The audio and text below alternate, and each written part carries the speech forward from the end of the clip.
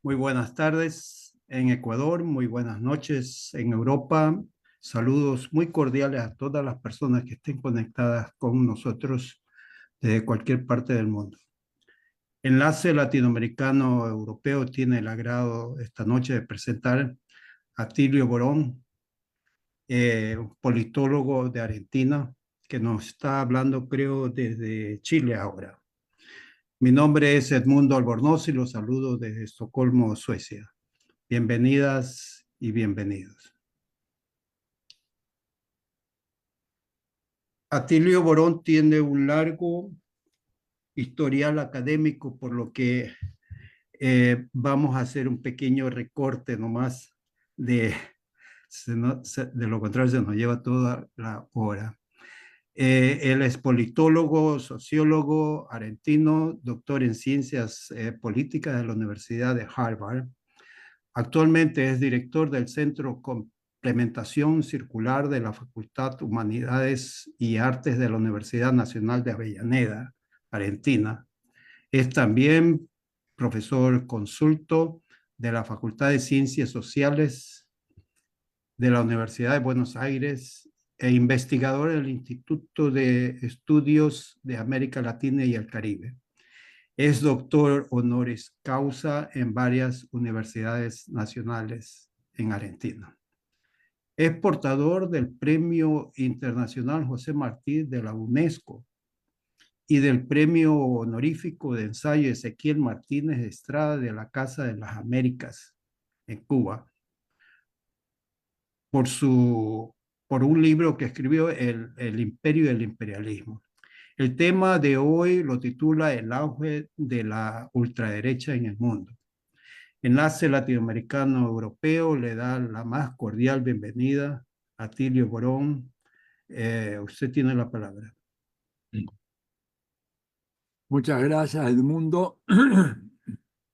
Buenas tardes, buenas noches, buenos días, porque alguna gente nos va a ver ya muy tarde en Europa y seguramente desayunarán con nuestra compañía, ¿verdad? Les agradezco mucho al Enlace Latinoamericano Europeo, a Edmundo Albornoz, a Elizabeth, a Jimmy, y María Calle, que está ahí también en el grupo. Y acá me preguntan, aparece un mensaje raro diciendo cuál es el lenguaje en el cual voy a hablar. Parece que los compañeros de Zoom tienen ahí una confusión. Yo por las dudas pongo mensaje en castellano, en español. Exacto, Castellano, por favor. castellano. En castellano no. Bueno, bueno, muchas gracias les quería decir, perdón por esa digresión. Muchas gracias por la invitación. La verdad me siento muy honrado y muy feliz de poder conversar con el exilio o aquellos que están viviendo hoy en diferentes países europeos. El tema que nos ha convocado es precisamente el de la transformación de la derecha en nuestros países. eh, una transformación que ahora parece estructural, ¿verdad? Y voy a marcar eso de que parece estructural. No estoy muy seguro si es estructural o es coyuntural, pero la impresión que tengo es que ahora es estructural. Y le voy a explicar por qué. Yo viví largos años en Chile y participé y fui testigo, ¿no es cierto?, del proceso de transformación sociopolítica y económica que tuvo lugar con el gobierno de la Unidad Popular en Chile.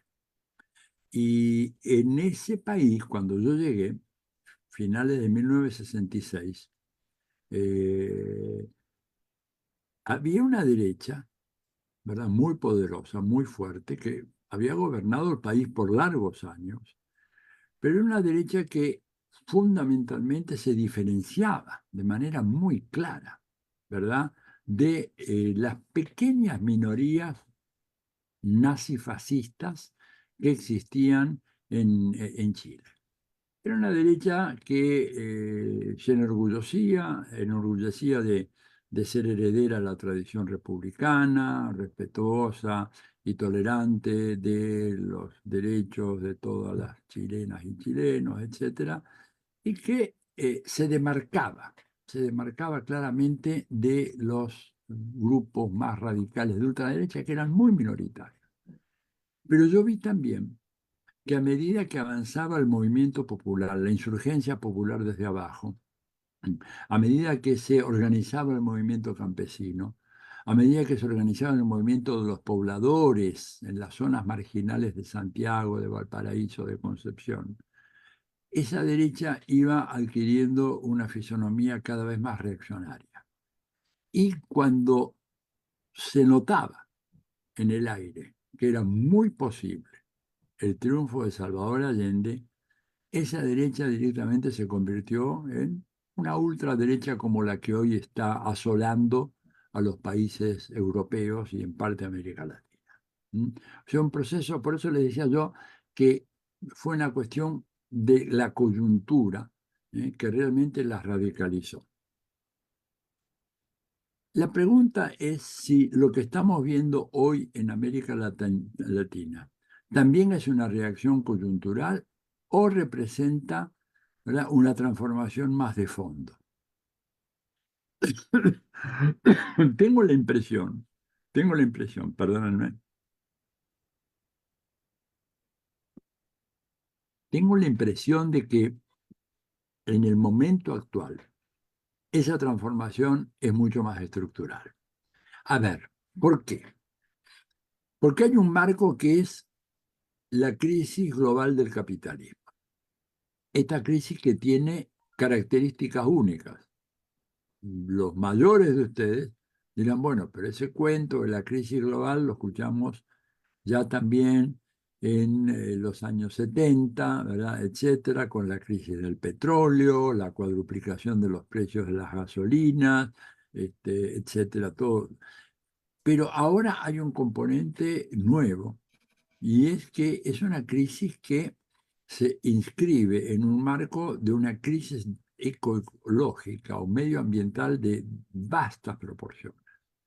O sea, hay quienes dicen, bueno, o nosotros, ¿verdad? O el capitalismo, o el medio ambiente o el capitalismo.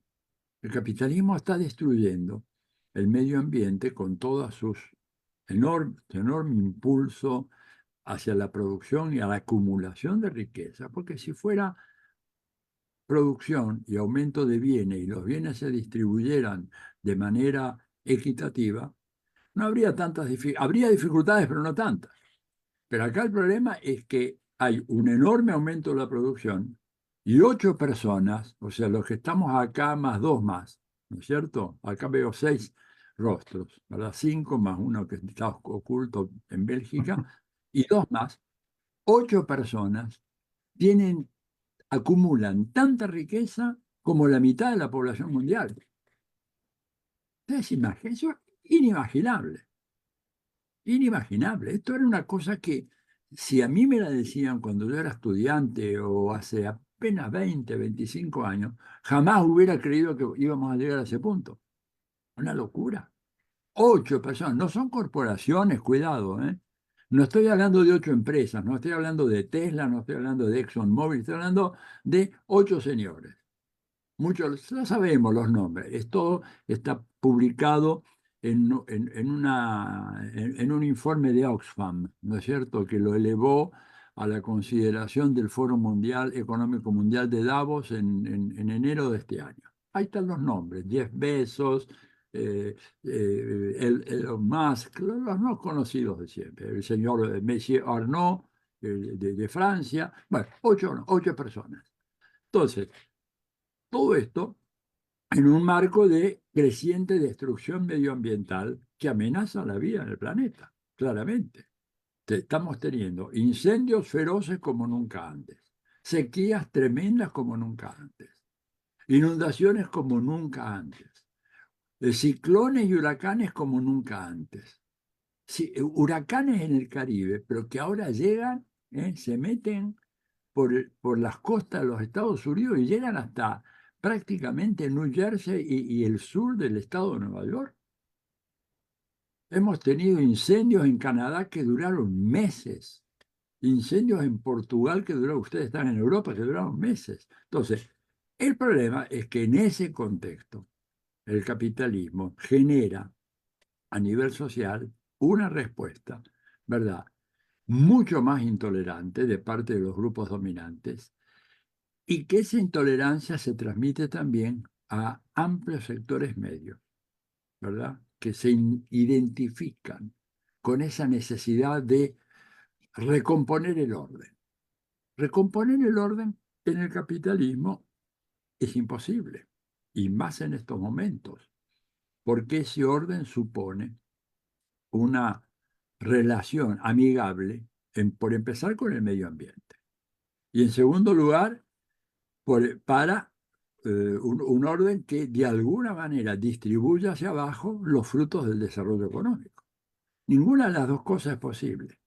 Y por lo tanto, comienza, digamos, a producirse un deterioro en las condiciones de vida de amplios sectores medios que en el pasado tuvieron acceso a ciertos niveles de consumo, pero que ahora ven amenazados.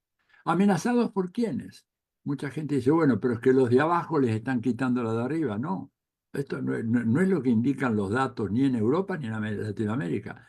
Amenazados por hecho de que los de arriba concentran cada vez más. En otras palabras, que los ricos se enriquecen cada vez más.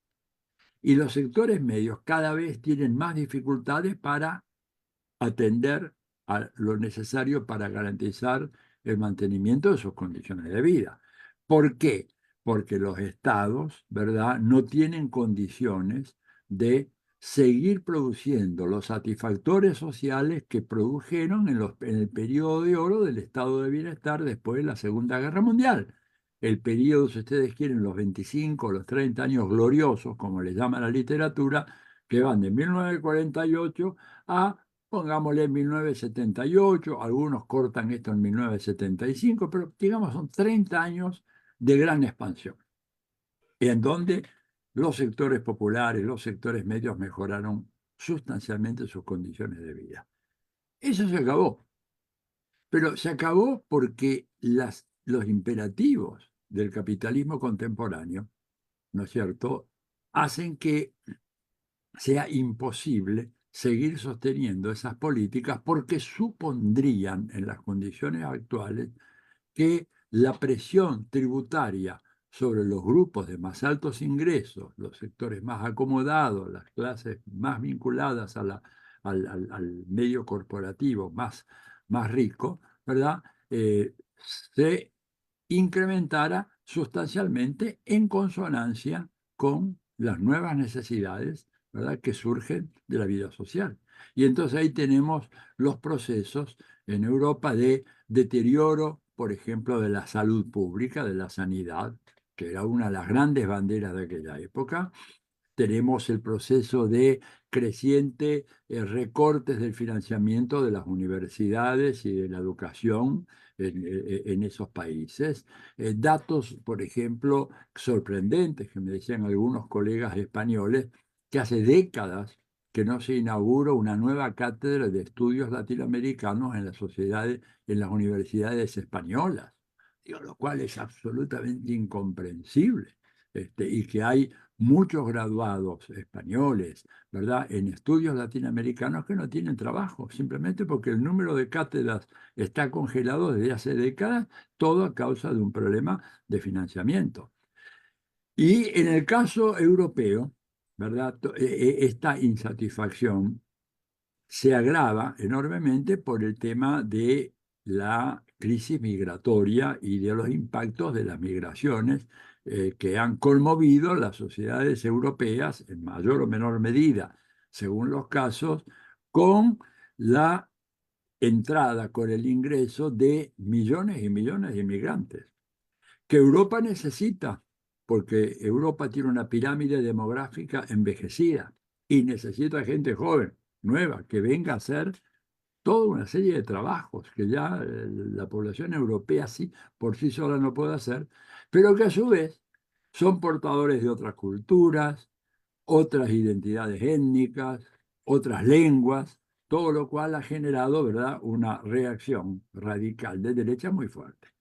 Aún en países que fueron notables por su apertura, ¿no es cierto?, por su tolerancia, por su, yo diría incluso sería más generoso, por la benevolencia con que aceptaron el exilio latinoamericano, por ejemplo Suecia, ¿verdad?, que ha sido un país en ese sentido ejemplar durante muchas décadas, y que de repente hoy tenemos un país como ese que está gobernado por una coalición en donde grupos de la derecha fascista tienen una importancia muy significativa.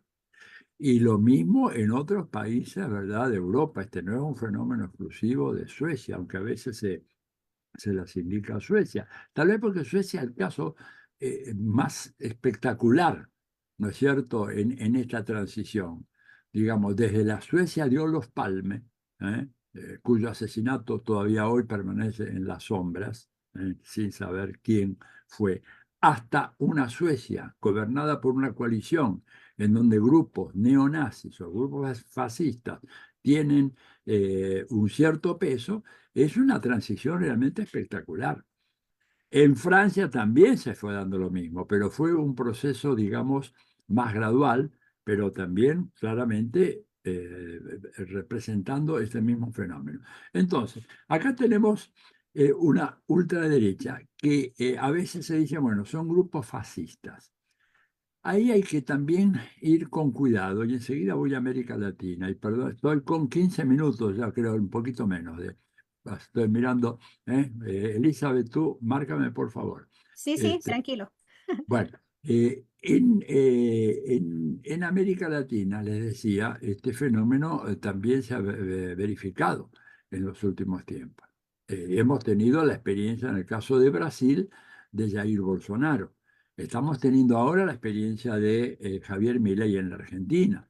Este señor Hernández, no recuerdo el nombre, pudo haber sido presidente de Colombia. Fue derrotado por Gustavo Petro en el balotaje, pero por un margen preocupante, ¿no es cierto?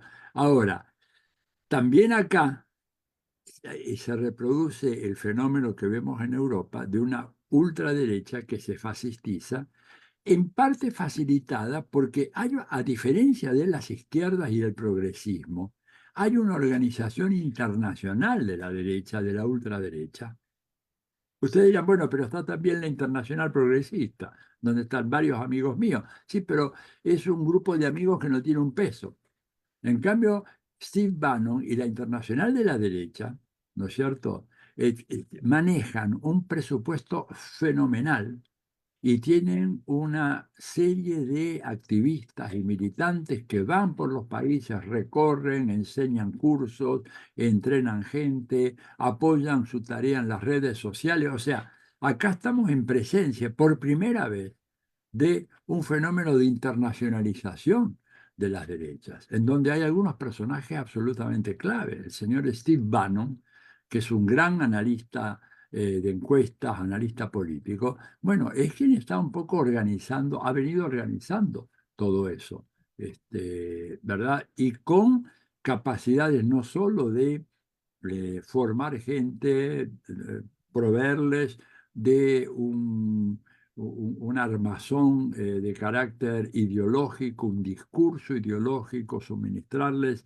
ese discurso, sino que también les suministra conocimientos sobre técnicas de organización, tácticas de organización, etcétera, y que han encontrado en América Latina un campo fértil. Ahora, cuando yo digo, y me vuelvo al plano general antes de volver a América Latina, cuando yo digo que hay que tener cuidado con utilizar muy rápidamente la categoría de fascismo, algunos autores, por ejemplo, prefieren hablar de ultraderecha o extrema derecha, es porque los fascismos clásicos europeos eran profundamente antisionistas.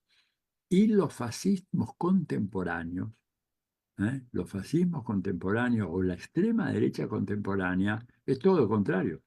Está muy identificada con el Estado de Israel. El caso extremo de eso ¿verdad? Lo tenemos en la presidencia de Argentina, el señor Javier Milei, cuyos referentes internacionales, lo ha dicho infinidad de veces, son Estados Unidos e Israel. Y que el primer viaje que hizo al exterior no fue un viaje a Estados Unidos,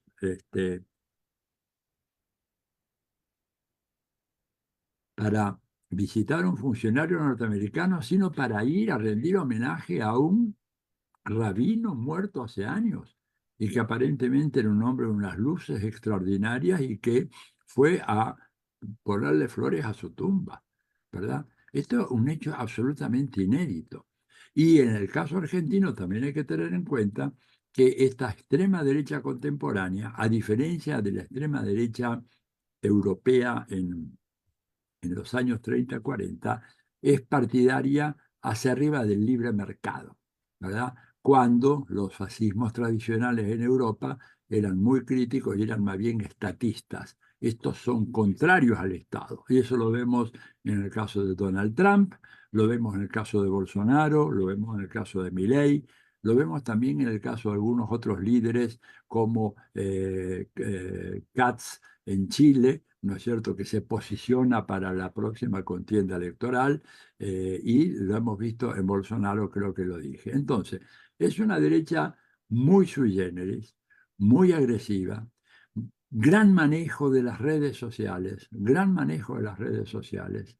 Han logrado, en virtud de esa articulación internacional, tener una granja, numerosas granjas de trolls, ¿no es cierto?, que disparan incesantemente fake news o noticias, mensajes de odio, discursos de odio, y en un contexto, ¿verdad?, en donde los progresismos, y acá esto también vale para las experiencias europeas, en un contexto donde los progresismos no han logrado producir los satisfactores que necesita la sociedad y que espera la sociedad, que no han logrado recuperar los estándares de atención médica, de desarrollo de la salud pública, de expansión del sistema educativo, de financiamiento del sistema educativo, de becas para los niños y los jóvenes de familias menos favorecidas, en donde subsidios de diverso tipo que antes existían han sido recortados, por ejemplo, en materia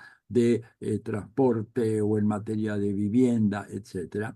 Todo eso ante ese fracaso o esa frustración, porque la palabra fracaso es muy dura, pero a veces no hay otra. Digamos la frustración que han producido gobiernos progresistas, ¿verdad?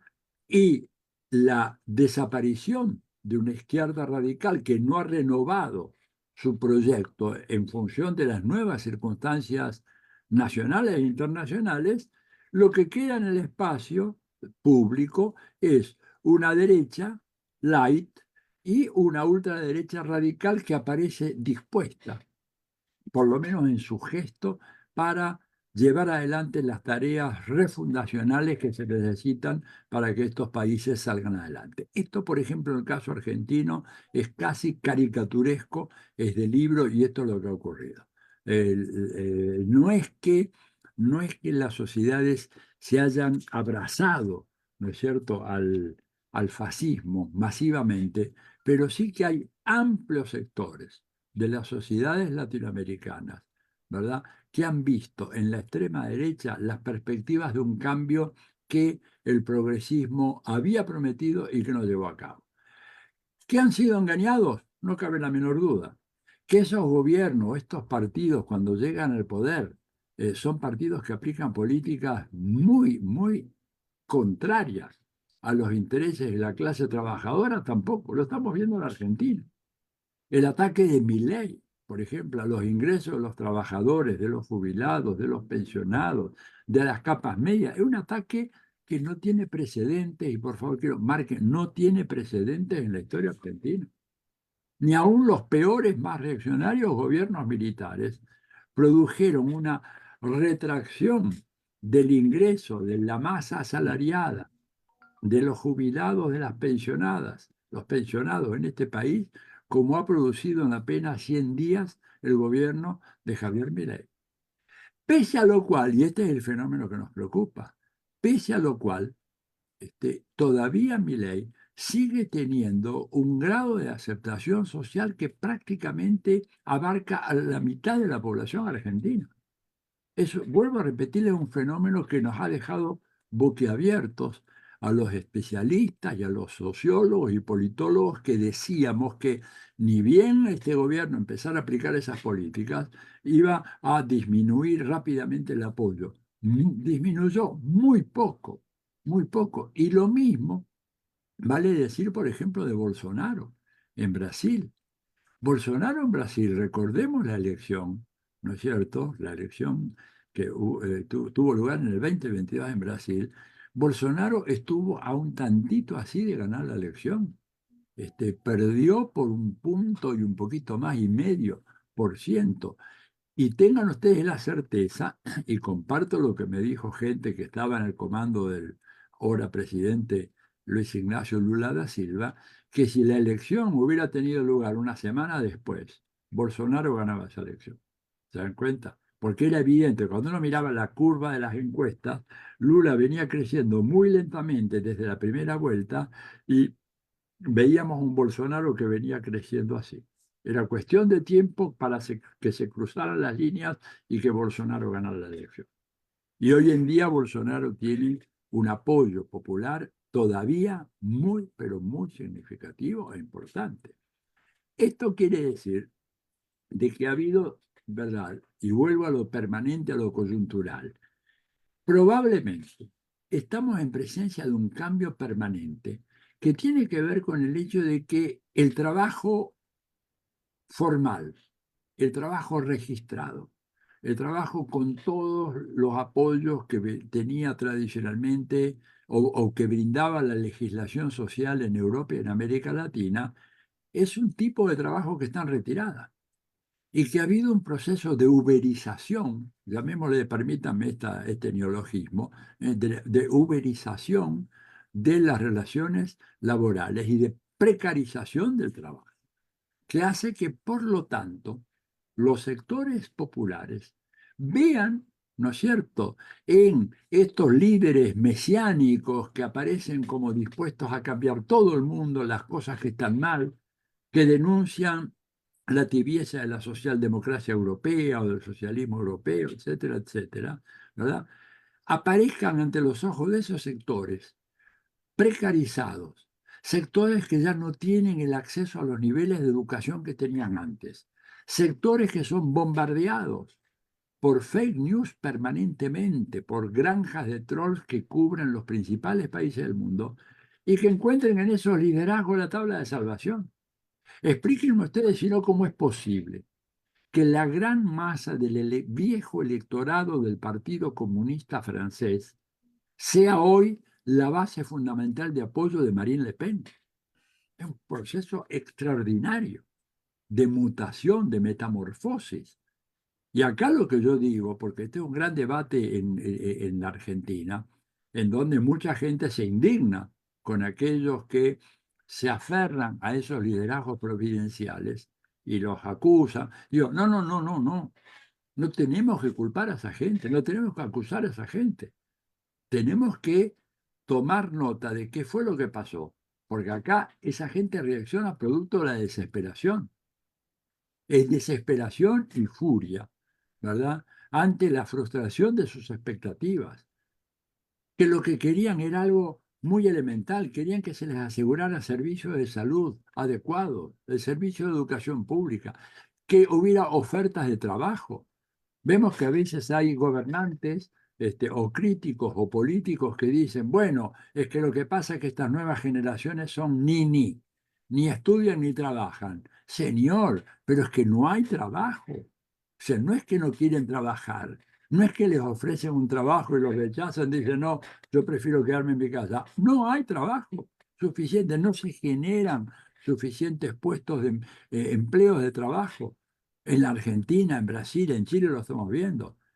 Y cuando dicen ni estudian, es que no pueden estudiar, porque no hay suficientes escuelas, porque no hay programas para jóvenes, ¿verdad?, de los sectores populares, porque no hay becas, porque no le entregan libros gratis, ¿no es cierto? Y por lo tanto, esa gente no ve ningún futuro. ¿no es cierto? Y cuando no hay ningún futuro y aparece un político radical que te dice, vamos a cambiar todo, todo esto hay que echarlo abajo, voy a venir con una motosierra como hizo Milei, ese discurso caló profundamente en la sociedad argentina.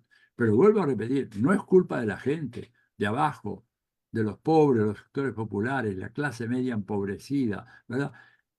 La responsabilidad es de los sectores dirigentes que no tuvieron la valentía de enfrentar a las tenazas de hierro de las leyes del mercado, y al ansia de ganancia de las grandes corporaciones. Porque cuando uno mira el caso argentino, lo que ve en los últimos años, un crecimiento fabuloso de las grandes fortunas, de las grandes corporaciones, un proceso legalizado por el Estado de evasión fiscal, ¿verdad? O sea, el Estado argentino, como creo que pasa lo mismo en Brasil y en Chile, autoriza que, por ejemplo, grandes empresas que trabajan en la Argentina no paguen sino una parte mínima de los impuestos que corresponden en este país, porque tienen sus casas matrices en el Gran Ducado de Luxemburgo o en Andorra o en las Islas Caimán o en en las Islas Vírgenes Británicas, con lo cual prácticamente evaden legalmente el pago de impuestos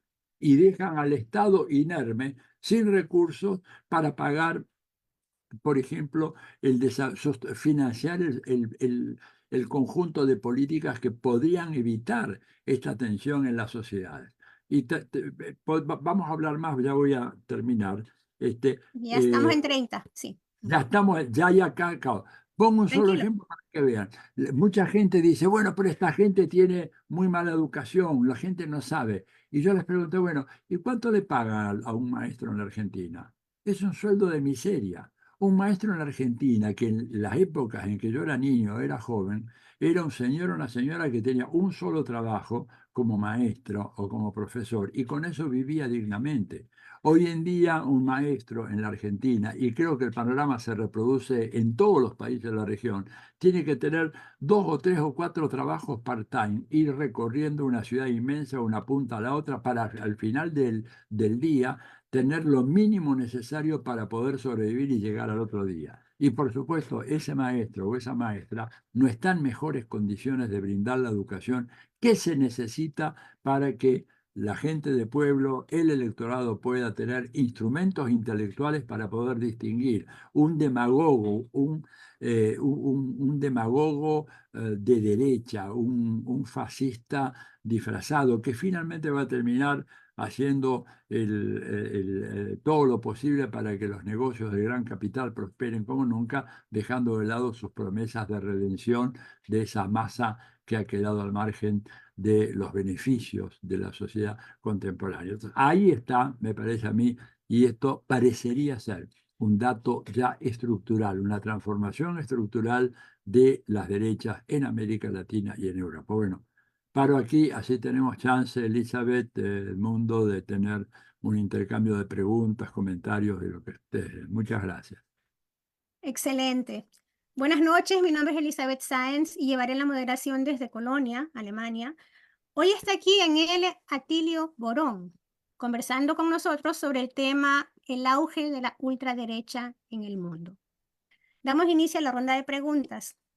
Atilio, muchísimas gracias por darnos esta cátedra en este tema tan antiguo y ahora otra vez tan actual, lamentablemente, ¿sí? Decías que una de las características del fascismo contemporáneo es que no es antisemita, sino todo lo contrario, ¿no? O sea, a diferencia de los años 30 y 40, tenemos ahora una derecha sui generis, decías tú, ciertamente, y muy agresiva también, que el fascismo ahora es amigo de Israel, que es partidario del libre mercado, y yendo en esa línea de religión y financiación. Hablemos de las otras vertientes también, no solo de Israel.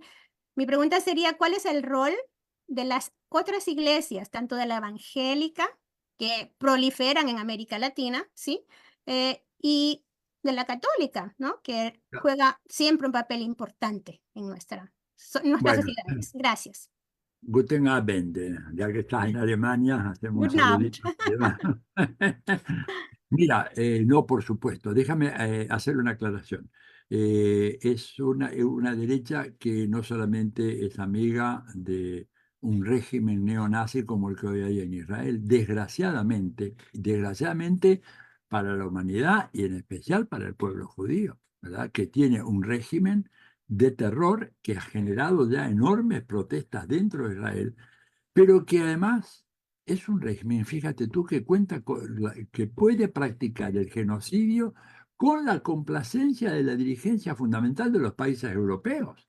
Es decir, ¿cómo es posible que, hablando de Alemania, de que un país, un gobierno como el de Alemania, el gobierno del semáforo, ¿no? De los tres colores, ¿cómo es posible que Alemania, que ha sido protagonista fundamental del Holocausto, ¿verdad? Causante fundamental del Holocausto del pueblo judío, no reacciona ahora parando a este bárbaro salvaje que está matando indiscriminadamente a gente solo por ser palestinos? Porque ya digamos de Hamás debe quedar muy poca gente, pero aunque quede poco, no tiene derecho a matar así. Esto es una locura. Pero bueno, como tú bien dices, esto no es un tema tan solo del sionismo. ¿Qué papel otras iglesias? Mira, en el caso de las iglesias evangélicas, del fundamentalismo evangélico, han desempeñado un papel muy importante. ¿En qué sentido? Primero, en el sentido de exaltar el individualismo. Yo estaría a punto, podría por ahí, si tuviera tiempo, pero ya no tengo tiempo, soy muy mayor, demasiado mayor, ya debería estar retirado qué sé yo, en algún buen jardín mirando los pajaritos, pero no tengo ni condiciones materiales ni mentales para ese descanso. Pero, por ejemplo, podríamos llamar esta época, después de la reacción neoliberal, la edad del individualismo, del hiperindividualismo. Porque tú, por ejemplo, hoy vas a una favela, ¿no es cierto? O vas a una villa de emergencia, como decimos en Argentina, y le preguntas a la gente si está mejor o peor. Si tú lo preguntabas cuando, no ahora, porque ahora están todos muy mal, pero yo recuerdo haber preguntado esto, estuvimos con colegas en Brasil haciendo unos sondeos en la época previa a la elección de Bolsonaro, ¿no es cierto? Y preguntábamos, bueno, ¿cómo está ahora usted? ¿No? Hablábamos con las amas de casa, menos con la población masculina, porque la población masculina de la favela en muchos casos está ausente o trabajando, muchos están metidos en el narcotráfico, muchos en las cárceles, digamos, porque ahí el problema de las drogas es muy grave, pero podíamos hablar con alguna gente, algunas mujeres, algunas señoras, dueñas de casa, amas de casa, que estaban trabajando en un pequeño negocito, o hablábamos también a veces con algunos hombres. Y les pregunto, ¿cómo están ahora? ¿Están mejor o peor? Entonces nos decían que estamos mejor, un poco mejor. Bueno, ¿a qué se debe eso? Entonces así piadosamente levaban sus manos al cielo y decía, bueno, gracias a Dios que me ha ayudado. Y nosotros, bueno, muy bien, gracias a Dios. ¿Y qué más? Bueno, gracias a mi familia. Perfecto. Con eso, bueno, gracias a que yo, por supuesto, he hecho un esfuerzo enorme y por eso, ¿no? Entonces le decíamos, oiga, ¿y las políticas que hizo el presidente Lula, la presidenta Dilma, no le ayudaron a usted? Sí, sí, ayudaron un poquito, pero primero Dios, después mi familia, después yo. ¿Te das cuenta? Entonces, insuflaron estos pastores de las iglesias evangélicas, y quiero aclarar que no todos son iguales, ni todos son reaccionarios, conozco yo varios que no lo son, pero aquí el grupo dominante es así, ¿verdad? Y insuflaron esta idea de que, bueno, es la voluntad de Dios combinado con el apoyo de tu familia, una política, ¿verdad? Una concepción ideológica en donde las cuestiones de género, la educación sexual, el aborto son temas tabú, absolutamente prohibidos, ni se te ocurra sacar el tema, y después el esfuerzo propio. Y entonces cuando uno dice, bueno, recuerda que en otras épocas uno podía plantear una estrategia de acción colectiva para mejorar la situación de las personas, hoy en día la palabra acción colectiva está absolutamente marginada en el discurso dominante en países como Argentina o como Brasil, mismo como Colombia. ¿Mm? Fíjate que no es casual que el presidente Milei critique a todos aquellos que de una u otra manera son colectivistas. Él ahí pone a los populistas, a los socialistas, a los comunistas, a los anarquistas, a los trotskistas, a todo el mundo. Bueno, el triunfo del hiperindividualismo. Ahora, las iglesias evangélicas han propiciado mucho eso y han propiciado mucho una política de carácter reaccionario que ha servido de base cultural al neofascismo, sobre todo por todo lo que tenga que ver con cuestiones como el aborto, educación sexual, identidades de género, etcétera, en las cuales esas iglesias tienen una posición absolutamente recalcitrante y no quieren saber nada. La Iglesia Católica está más dividida en ese punto. Tienes un sector inspirado todavía en la teología de la liberación, que de alguna manera está por la acción colectiva y por el empoderamiento de las mujeres, una política abierta en relación a todas estas temáticas, aunque el tema del aborto sigue siendo un tema bastante conflictivo, pero no hay una actitud en ese sector del clero, ¿verdad? El otro, el más reaccionario, por supuesto, apoya todo lo que proponga un personaje como Milei. Entonces, esas iglesias han tenido un papel muy importante. Piensa tú que, por ejemplo, en Brasil, 1 de cada 3 habitantes de Brasil se declara fiel a una de estas iglesias evangélicas. Y en la Argentina esa proporción es del 16 o el 17%. ¿Esto qué significa? Yo creo, además, que esas iglesias cumplen un papel muy importante, porque no solamente porque predican, a ver, una cosmovisión del mundo que en el fondo tiene un desemboque reaccionario, desgraciadamente, sino porque además son un componente fundamental para sostener una comunidad cuando las políticas neoliberales han abandonado por completo sus responsabilidades y las han dejado librado a su suerte.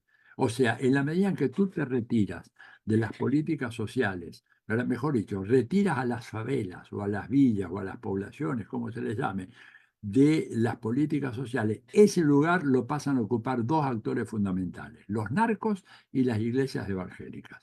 Y las iglesias evangélicas cumplen un papel que yo valoro mucho, porque lo he visto en el caso de Brasil, procesos y Colombia, procesos de desintegración de pequeñas comunidades, urbanas tanto como rurales, que quedan a merced de estos poderes fundamentales que son los narcos, ¿verdad? Y las iglesias. Las iglesias son las que remiendan un poco el tejido social, ¿verdad? Y son las que evitan, por ejemplo, que los adolescentes puedan ser reclutados por la banda de narcotraficantes al estar en la calle sin nada. Ellas se ocupan, por ejemplo, son pequeñas comunidades, a diferencia de la Iglesia Católica, que tiene toda esta cosmovisión universalista. La Iglesia quiere decir justamente eso, el universalismo de todos. En las iglesias evangélicas son iglesias que las encuentras cada 2 cuadras, cada 3 cuadras, y crean una pequeña comunidad de 10 o 15 o 20 fieles, ¿verdad? Y se encarga el pastor de asegurar que la madre soltera, abandonada por el marido, porque era un narco que lo mataron o porque está en la cárcel, o en los pocos casos donde, bueno, el marido está bien, vivo, pero no alcanza con su trabajo a sufragar los gastos de la familia, se encarga de asegurar de que, por ejemplo, los niños de esa familia puedan tener un trabajo, uno en una gasolinera, el otro como ayudante en una panadería, el tercero que haga los mandados de una ferretería, ¿te das cuenta? Es decir, tiene un trabajo social extraordinariamente importante y por lo tanto se convierten en grandes divulgadores de una cosmovisión del mundo muy conservadora. Y termino con este dato. Cuando en las elecciones del 2022 yo hablaba con la gente del comando de Lula y le decía, bueno, ¿cómo están ustedes? ¿Cuántos locales han logrado abrir en todo Brasil? Brasil es un país inmenso, saben ustedes, son un país que tiene 8 millones de kilómetros cuadrados. Me dijeron una cifra, algo así como 500, 600 casas, ¿no es cierto?, en donde había locales, en donde se distribuía material, propaganda para los sectores el electorado, contra más de 10.000 pequeños templos evangélicos que estaban distribuidos por todo Brasil. Y que cada uno de esos templos distribuía una boleta a favor de Bolsonaro todos los domingos. Terminaba el sermón dominical, se iban los fieles con la bendición del pastor, y a la salida había alguien, bueno, no se olvide, amigo, compañero, no sé cómo se dicen entre ellos, esta es la boleta que usted debe introducir en las urnas. Por eso, digamos, Bolsonaro ganó de manera tan notable en esa elección del año 2018. ¿Se dan cuenta? Entonces, esto, el papel de esas iglesias evangélicas, la Iglesia Católica no ha tenido ese nivel de organización, porque salvo pocas organizaciones de curas que tienen que ver con la teología de la liberación y que además son combatidos en general por el episcopado.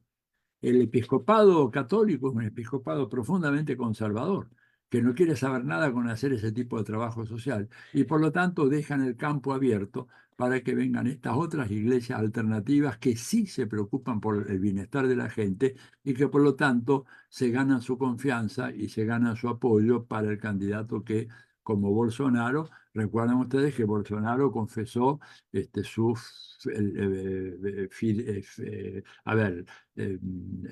identidad religiosa evangélica, yéndose a bautizar en el río Jordán. Él fue hasta el río Jordán y se bautizó. Allá hay una ceremonia en donde le echan el agua del río, etcétera, y se confiesa como un feligrés de las iglesias evangélicas. Por lo tanto, la importancia que ellas tienen es enorme en el caso que estamos hablando. Muchas gracias, Atilio. Sí, es interesante lo que decías de los procesos de desintegración social. Es lo que estamos viviendo actualmente en Ecuador, lamentablemente, que igual, tal como lo dijiste, las iglesias pues se preocupan por el bienestar, sobre todo de jóvenes y niños que Así es. están en la iglesia o son reclutados por los grupos narcodelincuentes, lamentablemente. Horrible. Gracias. Tenemos algunas manitos alzadas y preguntas. Primeramente, primeramente estaba María, exacto. María Calle, por favor, desde Italia, abre tu micrófono, por favor. Buenas noches, doctora Atilio Borón. Gracias Hola, por estar en el espacio. por favor. Ok, es verdad, las iglesias es algo que se ha comprobado también aquí en Italia. Se ha difundido mucho y ha acogido bastantes migrantes, que es esa la parte que llega muchas veces más rápido, y como se sabe que las iglesias son también mediación transnacional, quindi traen los hitos que van en el país donde se originan. Entonces es ya un llamado grande y fuerte el hecho de que aunque en los estados no logren arribar hasta ese nivel y tocar la distribución de las nuevas políticas que hayan. Yo lo he vivido propio porque muchas veces he visto cambiamientos radicales para la comunidad a través del inserimiento de estas personas dentro de las iglesias. Y en este último periodo se ha divulgado mucho el discurso evangélico y tomado también auge el discurso de los testimonios de Jehová.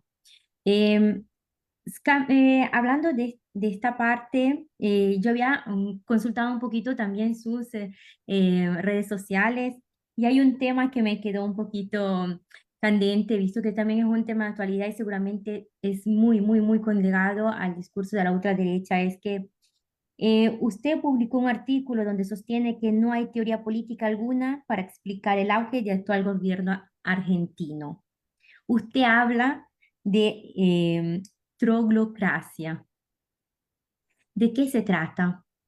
Bueno, una aclaración. El artículo dice no hay categoría, más que teoría, no hay categoría política, porque tú puedes hablar, ¿verdad?, de fascismo, puedes hablar de socialismo, etcétera. Puedes caracterizar un régimen como oligárquico, populista, democrático, pero el caso de la Argentina a mí me llamó la atención y yo me inspiré en este texto, a ver, debería estar acá, y acá, ¿verdad?, que se llama las Persian Letters, o sea, las cartas persas. Es un texto clásico de la filosofía política. Su autor es nada menos que el barón de Montesquieu, más conocido por El espíritu de las leyes, que es su gran libro. En ese libro, Montesquieu, que hace una especie de un paseo por el Islam, muy interesante. El texto es de 1700 y pico, ¿no es cierto? Y él habla de que en un momento determinado él comprobó que había ciertos pueblos que en la historia, ¿no? Que cuando las sociedades humanas se asentaron en un territorio y dejaron de ser transhumantes, dejaron de errar por la superficie del planeta, porque inventaron la agricultura o manejaron el arte de ver cómo de las semillas surgían plantas, de esas plantas podían alimentarse, y esto suponía de que se acababa la transhumancia, había que crear aldeas. Hubo sectores marginales que prefirieron quedarse en sus cuevas, que prefirieron dejar de lado ese avance. Y él los describe como sectores muy crueles, muy burdos, muy brutales en su forma de vida, gritones, intolerantes, violentos, que andaban a los golpes entre sí, ¿verdad? Que detestaban las artes y las ciencias que se estaban cultivando en las ciudades. Y cuando yo veo lo que ha hecho este personaje que para desgracia está gobernando la Argentina, su ataque a la educación, su ataque al cine, su ataque a las artes, su ataque a todo lo que signifique, ¿verdad?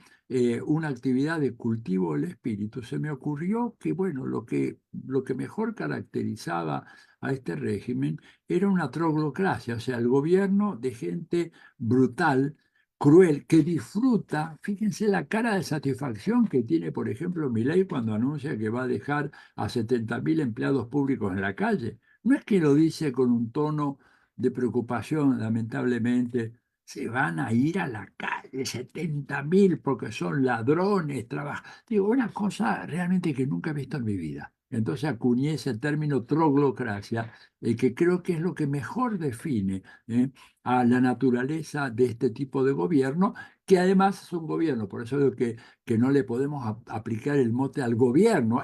O sea, Milei puede ser un fascista, si ustedes quieren, porque es racista, xenófobo, misógino, tiene todas las desgracias encima, cree en la superioridad racial de los blancos, todas esas barbaridades, ¿verdad? Pero a su vez es absolutamente servil al Estado de Israel y al sionismo y al imperialismo norteamericano, lo cual es totalmente contrario a lo que es el fascismo clásico. Pero el régimen político todavía que tenemos en la Argentina sigue siendo una democracia de baja intensidad, pero democracia. No es propiamente un Estado fascista. Por eso siempre recomiendo no confundir el régimen político con el rasgo de personalidad y las ideas que tienen los grupos, el sector gobernante, porque el sector gobernante o el grupo gobernante o el líder puede ser fascista, pero, a ver, la Meloni en Italia es una fascista, no hay ninguna duda, pero no podemos decir que el Estado italiano sea fascista. Y Scholz en Alemania, digamos, bueno, Scholz no tiene el perfil de la Meloni, tiene un perfil mejor. Scholz es un hombre abúlico, apático, tímido, no sé, realmente que no puedo entender cómo no ha logrado plantarse frente al genocidio de Gaza. Y bueno, pero no podemos decir que el Estado alemán sea fascista. Esa es la diferenciación que quise hacer, María.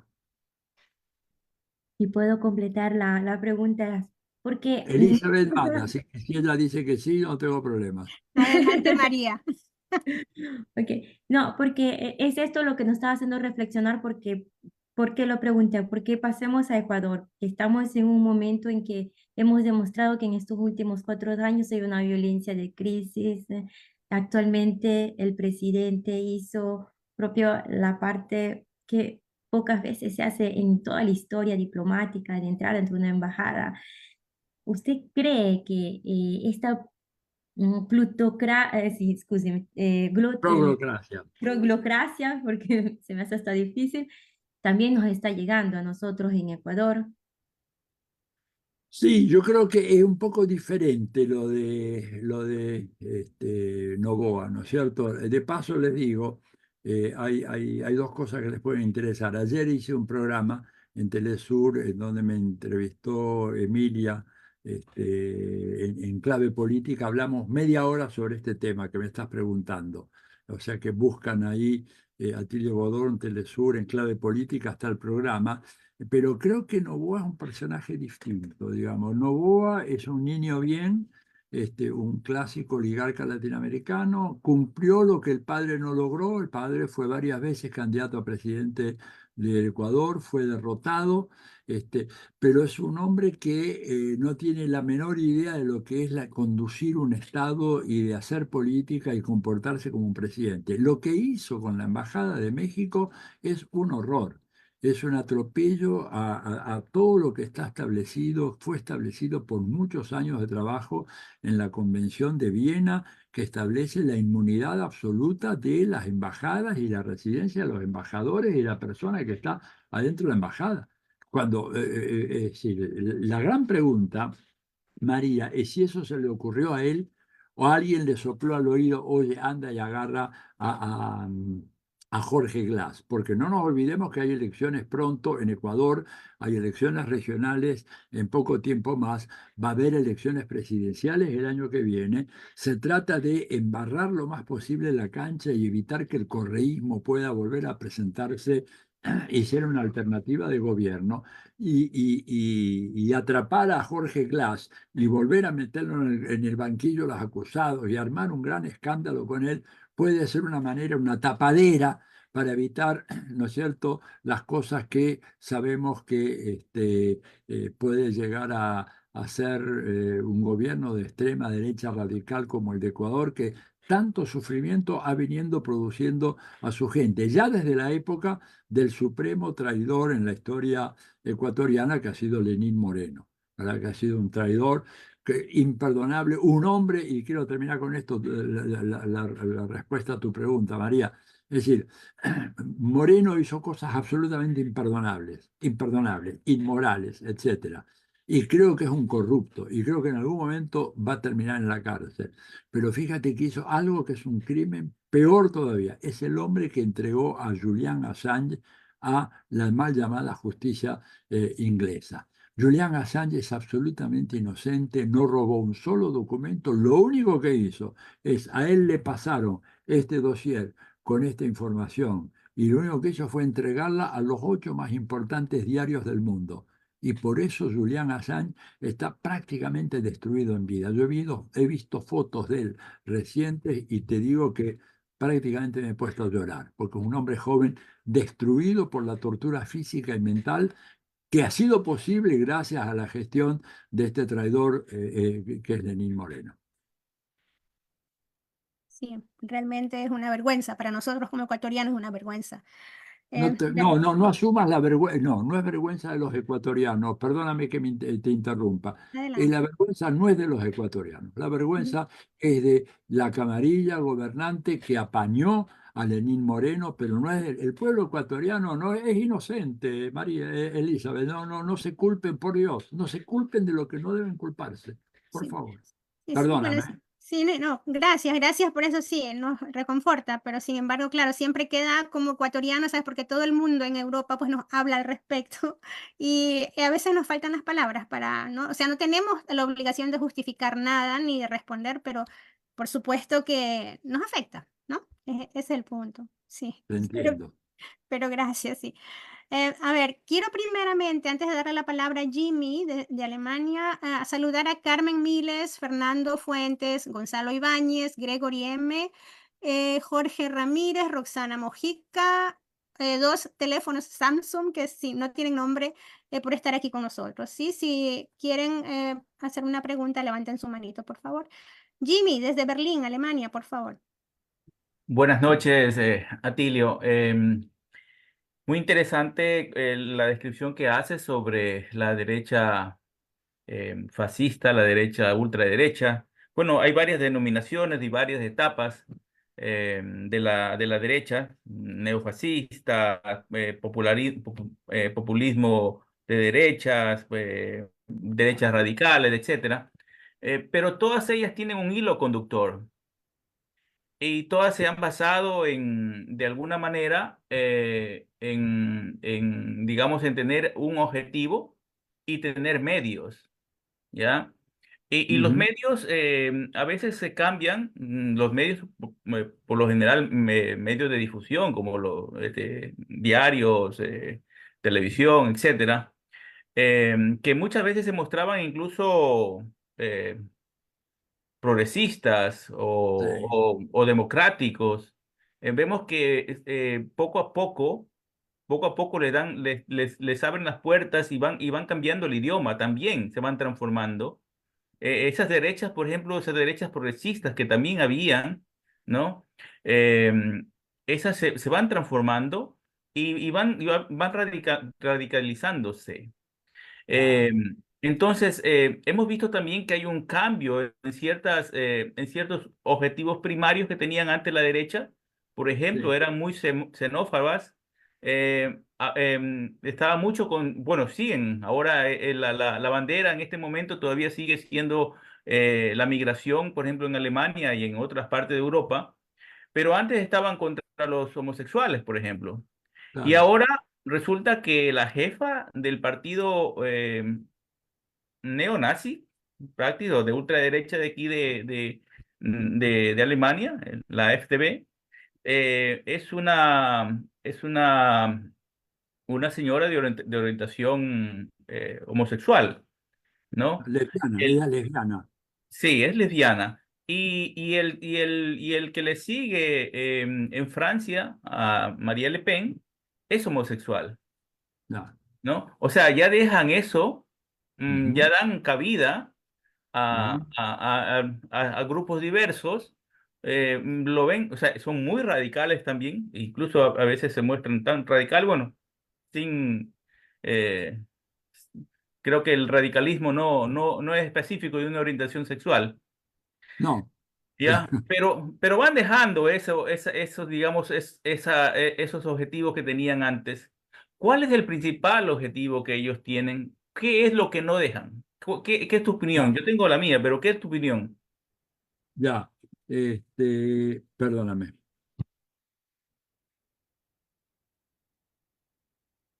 Este, Mira, yo creo que evidentemente ha habido un cambio muy significativo. En la época de Hitler, las minorías sexuales eran prácticamente arrasadas, y hoy han sido integradas plenamente. A mí me parece que la integración está muy bien, es decir, quiere decir de que, por ejemplo, en ese aspecto, algunos de los movimientos de extrema derecha pueden tener actitudes más tolerantes con la diversidad de géneros que antes no había. Y esto revela el cambio en el mundo contemporáneo, ¿no es cierto? O sea, la ultraderecha, digamos, ha ido cambiando, y creo que lo que vos ponés como ejemplo, Jimmy, en Europa, también lo vemos en países de América Latina, ¿no es cierto? También junto al gobierno de Milei, y el de Bolsonaro, ha habido personas de las más distintas orientaciones sexuales. Eso aparentemente no está puesto como una política de Estado. O sea, Milei no es que va a salir a defender el tema de la diversidad de géneros, por ejemplo. Él hace una política en el sentido muy reaccionaria, muy convencional, pero tiene el apoyo e incluso militantes de algunos sectores que pertenecen a minorías sexuales, pero que coinciden con Milei, por ejemplo, en todo un amplio conjunto de políticas. Así que digo, esto es parte del cambio, de la metamorfosis de la derecha. Yo quería, antes de que se nos haga tarde, ya se nos está haciendo tarde, pero bueno, seguimos unos minutitos más. Para el caso de, de Suecia, y no sé, Edmundo, tú creo que estás en Suecia, me parece, ¿verdad? Hay una novela de Mankell, que es muy, muy significativa sobre ese tema, que es El retorno del profesor del tango. ¿No es cierto? No sé si la has leído, es una novela extraordinaria que habla precisamente de la supervivencia de estos grupos nazis en la sociedad alemana.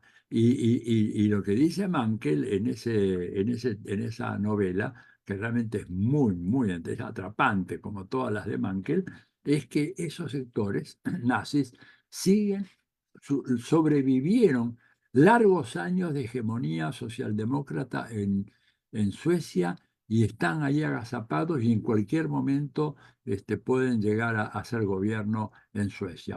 De hecho, ya forman parte del gobierno y Mankell ya venía diciendo eso, los personajes de la novela de Mankell venían diciendo eso en la novela, ¿no es cierto? Bien, ¿otras preguntas? Si tenemos una última pregunta desde Suecia con Edmundo. Vamos. Por favor, Suecia, Edmundo, perdona. Muchas gracias, Atilio. Bueno, Mankell. Hay bastante que hablar de Mankell. Sí, ¿no? Pero yo tengo una pregunta que se va de regreso a Latino. Bueno, es internacional. Últimamente se escucha de que, bueno, hemos escuchado de que las presiones de la izquierda hace de que los otros partidos vayan más a la derecha. El partido del centro se hace partido liberal, el partido liberal va a la derecha y por ahí aparece la ultraderecha. Eso hemos escuchado. Por otro lado, hay panelistas que consideran de que, que ya no existe izquierda, o que ya no se habla por lo menos de izquierda y derecha, sino de soberanismo y globalismo. Al parecer, por otro lado, que la izquierda, digamos, nos estamos haciendo una izquierda light en Latinoamérica. Se han suavizado las izquierdas, digamos, de los años 60 y 70, combativas en las calles, no la vemos. ¿Qué pasa con el socialismo del siglo XXI? Mira, yo creo que es un socialismo que tiene que reinventarse y lo que tú dices es muy cierto. Yo tengo para mí la sensación de que nosotros hemos subestimado los alcances de las transformaciones que ha sufrido la sociabilidad contemporánea, en donde cosas que nosotros dábamos por supuesto hace 50 años, 40 años, ¿verdad? Por ejemplo, de que las sociedades querían un cambio, que las sociedades querían secularizarse, modernizarse, racionalizarse, dejar de lado las concepciones tradicionales, pues de repente resulta que no es tan así, que las sociedades son más resilientes y son más resistentes a procesos de secularización que probablemente en una discusión entre académicos e intelectuales europeos y latinoamericanos nosotros estamos muy de acuerdo, ¿verdad? Por ejemplo, el tema de la diversidad sexual, pero tú vas de repente al campo en la sociedad, en Argentina, ¿eh? O mismo en poblaciones muy marginales, y toda esa problemática es una problemática tabú, que no se puede ni siquiera mencionar. O pensábamos nosotros que la gente ya iría a admitir el tema del derecho de las mujeres a la interrupción voluntaria del embarazo, ¿verdad? Y resulta que eso se logró en la Argentina en medio de una inmensa oleada de movilización del movimiento de mujeres, pero que fue eminentemente un fenómeno, yo me atrevería a decir, urbano y sobre todo en la ciudad de Buenos Aires, y que yo no estoy tan seguro de que ahora, si de repente Milei armara un plebiscito y pusiera el tema en discusión, no estoy tan seguro que se volvería a aprobar la legislación que posibilita, ¿verdad?, la interrupción voluntaria del embarazo antes de las 12 semanas. O sea, teníamos una concepción, yo me hago la autocrítica, que tal vez era demasiado progresista y que no se correspondía, ¿no es cierto? No se correspondía tal vez con la estructura más profunda de las sociedades latinoamericanas. Esa un poco mi concepción. Primera cuestión. Segunda cuestión, tú tienes razón. El centro de gravedad del espectro político se ha corrido a la derecha. Nosotros, ¿verdad? En la periferia, nosotros somos el extremo de Occidente, ¿verdad? Hay un libro de Alain Rouquien, el francés, muy interesante sobre América Latina como el extremo de Occidente. Y por lo tanto nos movemos en función de cómo se mueve Occidente. Digo, esta es la triste realidad. El espectro político de Occidente se ha desplazado a la derecha. La izquierda europea, salvo honrosas excepciones, se ha convertido en una izquierda otanista. Está está dispuesta a ir a la guerra con Rusia. Está promoviendo ideológicamente ir a la guerra con Rusia. Ahora, cuando tú te pones a mirar los datos fríos de la realidad, Rusia está respondiendo en Ucrania a un plan de ataque que fue pergeniado desde el año 1992. Yo lo tengo ahí publicado en mi blog. De paso les digo para que la gente pueda después difundirlo. Tal vez, Elizabeth, tú haces la difusión, no sé, atilioborón.com.ar. Ahí hay mucho material que les va a ser de enorme utilidad para todos ustedes. Yo digo, a ver, ¿cuál ha sido el país hacia el cual avanzó la OTAN desde el momento en que cayó la Unión Soviética? La Unión Soviética se desintegró. ¿Y qué pasó con los países, con la OTAN? A pesar de que habían jurado y perjurado, Helmut Kohl en Alemania, me acuerdo todavía hoy haberlo visto en la televisión, diciendo, no vamos a movernos hacia el este ni siquiera una pulgada. Y se fueron todos los países, se incorporaron a la OTAN, y hoy en día Rusia está cercada, salvo Bielorrusia y Ucrania, por todos los países europeos, desde el Báltico hasta Turquía. Y sin embargo tenemos a los intelectuales europeos en su gran mayoría favoreciendo las políticas agresivas de la OTAN, hablando alegremente de una tercera guerra mundial. Oye, una tercera guerra mundial que si se llega a producir no queda nadie en el planeta. No queda nadie en Europa, no queda nadie en Ecuador, no queda nadie en Argentina. Es el fin de la especie humana. Vean el boletín de científicos atómicos de los Estados Unidos, léanlo ahí a ver qué es lo que dicen ellos. Una tercera guerra mundial no tiene ganadores, tiene solo perdedores. Y la nube atómica que cubriría todo el planeta, porque no es que van a lanzar una sola bomba. Si se llega a producir una guerra nuclear, va a haber cientos de bombas nucleares que van a estallar. Y el invierno nuclear acabaría con la agricultura, acabaría con la vida animal. Y nosotros somos parte de la vida animal. No tendríamos que comer, porque no habría comida, no habría trigo, no habría cebada, centeno, maíz, papas, lo que sea, ni habría animales, ¿verdad?, para sacrificar porque no tendrían que comer. Entonces digo, esa izquierda que ha capitulado completamente, decepcionada por lo que pasó en la Unión Soviética. Bueno, pero se fueron al otro extremo. Es decir, tenés que conservar un cierto equilibrio. Muy bien, fracasó la Unión Soviética, muy bien, fracasó la Unión Soviética, pero nosotros igual seguimos pensando que el problema es el capitalismo y que tenemos que buscar alguna forma de salir del capitalismo antes de que el capitalismo acabe con la humanidad, porque esto es lo que está en juego hoy. El capitalismo hoy es una amenaza a la sobrevivencia de la especie humana por las guerras y por la catástrofe ecológica. Esto lo dijo Fidel en 1992 en la cumbre de Río, ahí en la primera cumbre de la Tierra, en Río de Janeiro, ¿verdad? Entonces, evidentemente ese desplazamiento hacia la derecha, esa capitulación de la izquierda hace que el centro se vuelva derecha, el centro derecha se vuelve derecha y la derecha se vuelve fascista. Y lo que quedamos fuera, ¿verdad? Tenemos que ver de qué manera armamos un entramado de partidos, movimientos y organizaciones que podamos poner fin a esta catástrofe, porque esta gente nos lleva a una catástrofe de enormes proporciones. A mí me tiene muy preocupado ese fenómeno de la fascistización, ¿no es cierto?, de los sistemas políticos. En países ejemplares, con democracias ejemplares como Suecia, tú Edmundo, eres testigo, digamos, de una experiencia extraordinaria de transformación regresiva que era inimaginable. Yo te digo, si a mí me hubieran dicho, yo en varias ocasiones estuve en Suecia porque cuando yo dirigía Claxo, estuve 9 años al frente de Claxo, ¿verdad? Regularmente iba a reuniones en ASDI, y iba a dar algunas conferencias en Uppsala, en Lund, digo, o sea, conozco más o menos ese país. Eres bienvenido otra vez. ¿Eh? Eres bienvenido otra vez acá. Sí, yo sé, tengo muchos amigos allá, tengo muchos amigos y que me cuentan, comparten esta preocupación conmigo. Dicen, no Sí. sabemos en qué país vivimos ahora.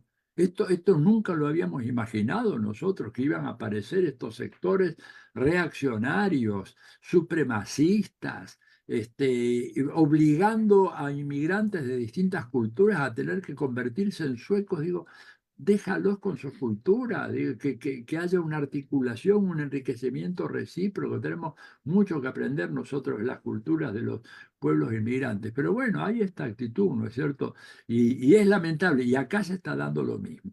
Y acá te digo, se está dando lo mismo, y eso me preocupa mucho, ¿verdad? Esta capitulación de las derechas, que fíjate que ante un ataque brutal a las instituciones republicanas, como hace Milei, aquellos que tradicionalmente fueron defensores del republicanismo y criticaban a la señora Cristina Fernández por supuestos ataques contra las instituciones democráticas, ahora no dicen ni una sola palabra. En fin, oigan, dado que hay gente que está en Alemania, les puedo mostrar, bueno, hay varios libros míos que se tradujeron en Alemania, pero el más reciente es este, donde hago una crítica a Vargas Llosa y su pensamiento neoliberal. No sé si lo han visto. ¿Eh? Sí, se ¿Se, puede ver. Ujú. se puede ver? Sí, sí, sí, se puede ver muy bien, gracias. Sí, con Bueno, mucho gusto difundimos tus obras también, claro. Sí. bueno, lo más interesante es donde cuento prácticamente toda mi vida involuntariamente, porque yo no tenía la menor intención de escribir mi biografía, pero vi una historiadora muy competente, muy capaz, que un día empezó a preguntarme cosas y estuvo la mujer 7 años, imagínense, 7 años preguntándome, y eso quedó acá en este libro, a contramano, una biografía dialogada que en realidad, más que mi vida, es la historia de América Latina tal como yo la vi, ya no como sociólogo, politólogo, sino mis vivencias, porque tuve por los exilios que vivir en Chile, que vivir en México, que vivir en Estados Unidos, entonces cuento todo eso y ofrece una panorámica que para los que estudian América Latina o los que somos latinoamericanos y queremos para América Latina lo mejor, les puede servir de mucho. Y además que se lee como una novela. En fin, bueno. ¿Alguna otra pregunta final? Porque ya Excelente, muchas gracias. Difundiríamos tus obras con mucho gusto. bueno, Yo quería leer un saludo desde Guatemala que te envía bueno, Jorge Ramírez. Dice, ah, ¿qué aportes tan significativos? No, ¿qué aportes significativos han tenido los gobiernos progresistas? Es una pregunta. Hay diferentes tipos de gobiernos progresistas, pero confunden, porque muchas veces no son claros. En mi país hay una confusión sobre el gobierno actual de Arévalo. Se claro. proclama progresista, pero no hay una transformación estructural. ¿Hacia dónde iremos? Bueno, Arévalo pobre lleva un nombre. ¿Tengo unos minutos, Elizabeth, o ya no, o debo Tienes irme? todo el tiempo que desees. Nosotros No, tenemos no, tiempo. no. A No ver, dudas. Arévalo es víctima, Arévalo es el hijo de uno de las dos grandes próceres de la democracia guatemalteca, ¿verdad? Porque recordemos la revolución de 1944 que puso fin al régimen oligárquico, y ahí la figura de Juan José Arévalo emergió como el líder de esa revolución, que luego fue sucedida por Jacobo Arbenz. Jacobo Arbenz fue después destituido mediante un golpe de Estado organizado por la CIA, que poca gente conoce mejor que mi amigo, digo mi amigo entre comillas, Vargas Llosa, porque escribió una novela maravillosa, que creo que fue la última buena que escribió hace unos 5 años, se llama Tiempos Recios, en donde él explica con lujo de detalles cómo fue la intervención de la CIA para montar el golpe en contra del régimen sucesor del padre de Bernardo Arévalo, actual presidente de Guatemala, que era Juan José Arévalo, la mencionada.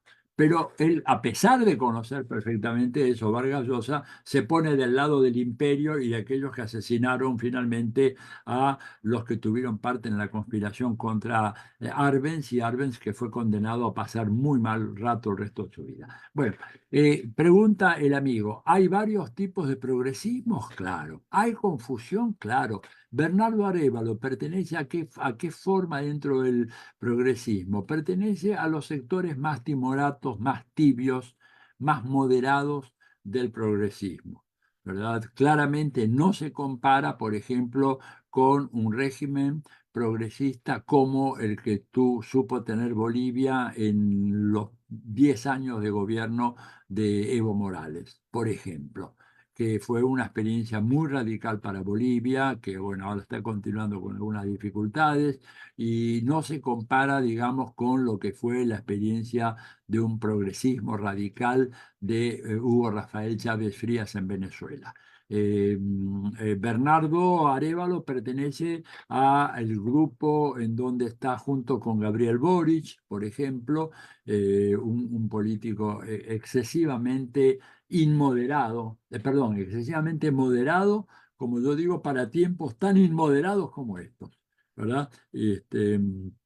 Claro que ahí hay que tener en cuenta en estos casos que los países de América Latina, los gobiernos, suelen ser gobiernos que no tienen la fortaleza a veces necesaria como para avanzar contra oligarquías que llevan siglos de dominación, oligarquías que han estado mandando, dominando en esos países, ejerciendo su predominio durante siglos, y que de repente llega una fuerza como la de Bernardo Arévalo, que apenas tiene una fuerza electoral, que no tiene una fuerza realmente política organizada, capaz de avanzar con resolución hacia el logro de objetivos grandes, y por supuesto entonces corresponde a esta versión más moderada, mucho más moderada del progresismo. Ojalá que le vaya bien. La presión de Estados Unidos es muy grande. No hay que olvidarse que estamos en un continente en donde Estados Unidos tiene casi 80 bases militares establecidas en nuestra región. Ese es un dato fundamental. Somos un continente ocupado. Europa también lo es, pero Europa, fíjense ustedes que cuántas bases, Jimmy, norteamericanas hay en Alemania.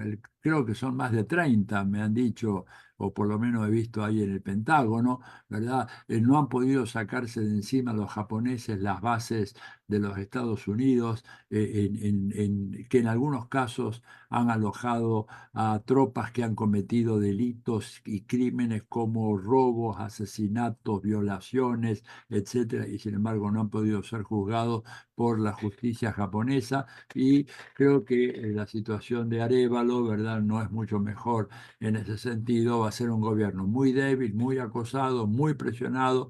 No se olviden ustedes que la cooperación entre las Fuerzas Armadas de Estados Unidos y las Fuerzas Armadas de América Latina hace que nuestros militares sean una guardia pretoriana de los intereses imperiales. Esto es así, ¿verdad? En Ecuador los padeció el presidente Correa, esto es así en Bolivia, es así en Argentina, es así en Chile, y entonces, sin con esto querer justificar la blandura, la falta de garra de Bernardo Arévalo, hay que tener en cuenta que al hombre se le pone muy, muy difícil la cosa, y bueno, esperemos de que pueda ser un buen gobierno que por lo menos saque de la extrema pobreza a una enorme cantidad, a una enorme proporción de las poblaciones originarias de Guatemala. Guatemala es uno de los países que todavía conserva una mayor proporción de población originaria en la población actual. Ojalá que Arévalo pueda hacer algo bueno en esa materia.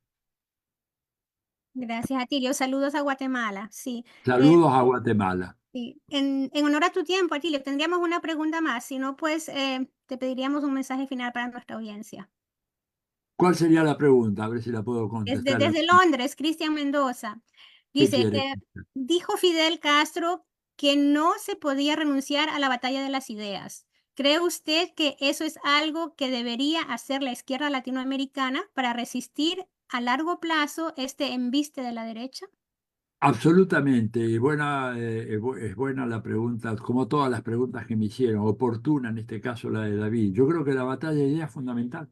Mira, a ver, el neoliberalismo ha fracasado por completo en sus promesas. ¿Qué había prometido el neoliberalismo? Crecimiento económico no se produjo, o se produjo mínimamente en 30 años. Redistribución de la riqueza no se produjo. Fortalecimiento de la democracia, todo lo contrario. Hoy en día tenemos en todo el mundo, no solamente en América Latina, miren las encuestas, democracias mucho más débiles porque un número creciente de la población descree en la democracia o cree que la democracia no está funcionando correctamente. Por lo tanto, el neoliberalismo ha fracasado en ese sentido, pero como dijo Fidel en su momento, se ha notado una extraordinaria victoria en el terreno de las ideas. Eso que hablaba yo del individualismo, esto, la creencia en la magia de los mercados, y toda la parafernalia ideológica que tiene el neoliberalismo, ¿verdad? Ha logrado imponerse a favor de la industria cultural norteamericana, que es una industria que tiene una extraordinaria importancia. Yo escribí algo de esto en un libro que está traducido al inglés, en Imperio e Imperialismo, ¿verdad? Le dedico, hay un largo capítulo a la industria cultural norteamericana, que es extraordinaria. Hoy en día, por ejemplo, en América Latina no se ven películas que no sean películas de los Estados Unidos. Y cuando pones Netflix, lo que ves son películas norteamericanas. Y cuando pones, no sé, Flow, cualquiera de estas casas, tienes solo películas de Estados Unidos. Y esto es la enorme ventaja que ellos tienen. Por eso la batalla de ideas es fundamental. No podemos renunciar. Y nosotros no tenemos grandes diarios, no tenemos Hollywood, no tenemos ninguna de las grandes usinas de producción de ideas para ese combate, pero sí tenemos este pequeño aparatito que nos puede servir de mucho, ¿verdad? Utilizando las redes sociales. Y yo me encantaría que me dijeran ustedes, y ojalá que hiciera una especie de juramento, así como se hacía en el medioevo antes de ir al combate, de convertirse en guerreros digitales. Guerreros y guerreras digitales que difundan permanentemente todo lo que ustedes hacen, pero sin descanso, ¿verdad? Por todas las redes sociales, por Instagram, TikTok, Telegram, Facebook, lo que sea. Pero por favor, saquen eso, porque de lo contrario no vamos a tener futuro, no vamos a tener posibilidad. Bueno, ahora sí que los saludo, les mando un gran abrazo, muchas gracias al Enlace Latinoamericano Europeo. Importante que ustedes prosigan en esa misión, importante que no pierdan el contacto con nosotros, los que estamos sobreviviendo acá en este barco a punto de naufragar, que es América Latina, y que, bueno, cuenten conmigo para futuras ocasiones y ojalá que puedan difundir esto lo más abiertamente y lo más generosamente posible. Les mando un gran abrazo y cualquier cosa, ya saben, estoy ahí en atilioborón.com.ar, tengo un café virtual todos los meses, la última semana, donde nos reunimos y hablamos de los temas internacionales, así que, bueno, gracias a todas y todos, les mando un gran abrazo, muchas gracias. Nosotros agradecemos a nuestro invitado de lujo, Atilio Borón, por compartir su tiempo, sus conocimientos y sus perspectivas con nosotros. Enlace Latinoamericano Europeo es un proyecto creado por ecuatorianos migrantes y colaboradores en Ecuador y en Europa. Queremos construir juntos un espacio de integración, de unión, en aspectos culturales, sociales, políticos, de una manera participativa y consensuada. Así una especie de guerra digital, como tú dijiste, Atilio. También agradecemos el apoyo y la generosidad de nuestros voluntarios y la audiencia presente en este conversatorio. Los invitamos a seguirnos en las redes sociales y a formar parte de nuestra familia. Muchas gracias y hasta la próxima. Adiós.